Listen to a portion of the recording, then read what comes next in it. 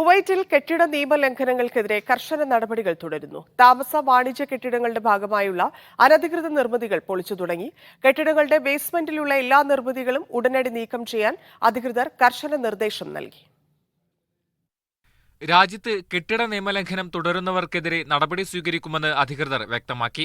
താമസ കെട്ടിടങ്ങളുടെ ബേസ്മെന്റിലും പാർക്കിംഗ് ഇടങ്ങളിലും ഗ്ലാസിട്ട് മറയ്ക്കൽ, ഓഡിറ്റോറിയം, സ്റ്റോർ തുടങ്ങിയ എല്ലാ പ്രവർത്തനങ്ങളും നിയമവിരുദ്ധമാണ്. ഇവ പൊളിച്ചു നീക്കുന്ന നടപടികൾ അധികൃതർ ആരംഭിച്ചിട്ടുണ്ട്. ഫ്ളാറ്റുകളോട് ചേർന്ന് സ്ഥാപിച്ച ഷോപ്പുകളും പൊളിച്ചു നീക്കും. അബ്ബാസിയിൽ ഇത്തരം നിരവധി ഷോപ്പുകളാണ് പൊളിച്ചു നീക്കിയത്. പ്രവാസികൾ കൂട്ടമായി താമസിക്കുന്ന ഇടങ്ങളിൽ അധികൃതർ കർശന പരിശോധനയും ആരംഭിച്ചിട്ടുണ്ട്. ഗാർഹിക തൊഴിലാളികൾ കൂട്ടമായി താമസിക്കുന്ന കെട്ടിടങ്ങളിലും അധികൃതർ പരിശോധന നടത്തി. രാജ്യത്തെ നിയമപ്രകാരം വീട്ടുജോലിക്കാർ അവരുടെ കുവൈത്ത് സ്പോൺസർമാരോടൊപ്പമാണ് താമസിക്കേണ്ടത്. വിവിധ വകുപ്പുകൾ സംയുക്തമായി നടത്തുന്ന പരിശോധന അടുത്ത ദിവസങ്ങളിലും തുടരുമെന്നാണ് സൂചന. Media 1, Kuwait city.